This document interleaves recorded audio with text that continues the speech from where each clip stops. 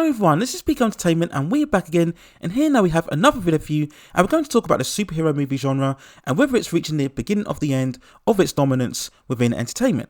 Now, as we all know, superhero movies have always been prominent within entertainment, beginning of course in 1978 with Richard Donner's classic Superman, Christopher Reeve still standing tall as the most iconic benchmark interpretation of the character.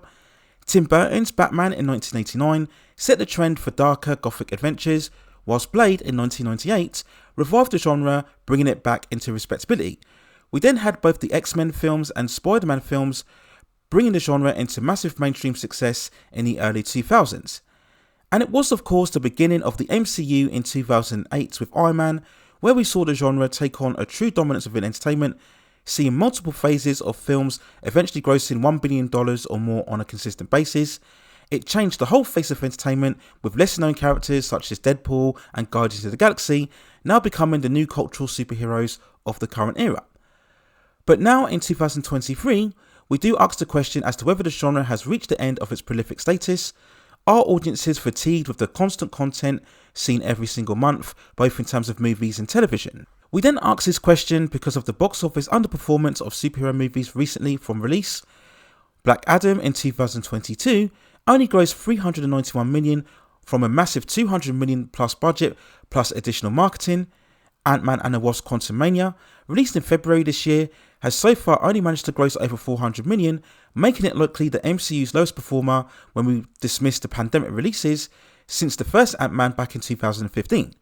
And then we've had of course Shazam: Fury of the Gods, only making $30 million in its opening weekend within US cinemas, not even grossing $100 million worldwide in its opening run.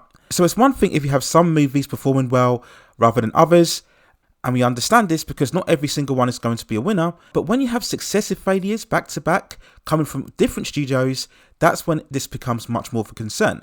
We could also include Morbius by Sony as another film that was a failure when released.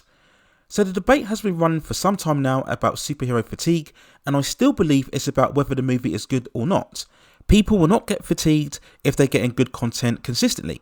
We also have to look at how these movies are marketed.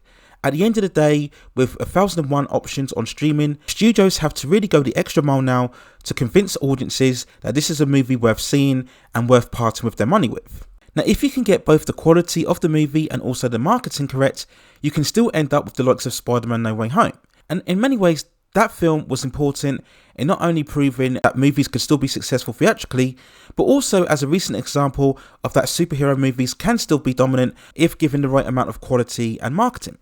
So yes, there is an overloading of content, especially when we look at all of the streaming platforms, which will fatigue audiences.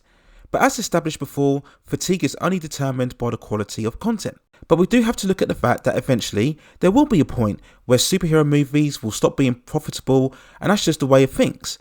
Throughout movie history, we've always had eras dominated by certain genres, whether it was the sword and sandal epics or the westerns from the 60s, the science fiction adventures from the 70s, we had all of the one-man action hero adventures from the 1980s, and we had the teen horror movies which experienced a boom back in the early to mid 1990s. And the superhero genre itself has had a great run. We're literally talking about a 12 to 13 year domination of entertainment, and there have been a lot of high points during that run. And let's also be fair, it's not quite over for the genre yet. We've still got plenty of superhero content coming in the next 3 to 4 years, whether it's the Phase 5 and Phase 6 of Marvel, or indeed the new era of DC being helmed by James Gunn. And all it could take is for some movies based around the more famous comic book characters to gross around $1 billion or so, and then the genre will be back on track. And that's the one advantage of the superhero genre, is that there is such a wide range in terms of characters and stories and mythology. It's not limited like, for example, westerns or romantic comedies. There's so much of a wider universe that can be tapped into, so much source material that could be utilised. But once again, it's only happening if you get it right in terms of the characters and also the story. So whether we will see the ending of the superhero genre will probably be more clearer in the next 2 to 3 years, and that's when we will be able to determine as to whether superhero movies will really be done for good. So there's my overall thoughts and feelings on the recent underperforming movies within the superhero movie genre and whether the dominance is actually coming to an end or not. Let me know what you think in the comments below. Do you think we've already reached saturation point and that the genre is already at an end? Or do you think we will have to wait and see the next couple of releases after, whether it'll be Guardians of the Galaxy Volume 3, or the Marvels, or the Flash? And after we look at the performance of those films, that's when we will be able to see as to whether the superhero movie genre is really come to an end or not.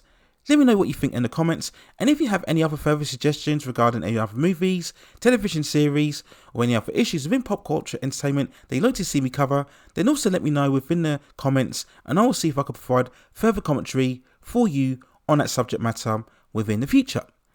Please also hit and like the subscription and notification buttons so I can provide you with more high quality content like this in the future. But that's it for now.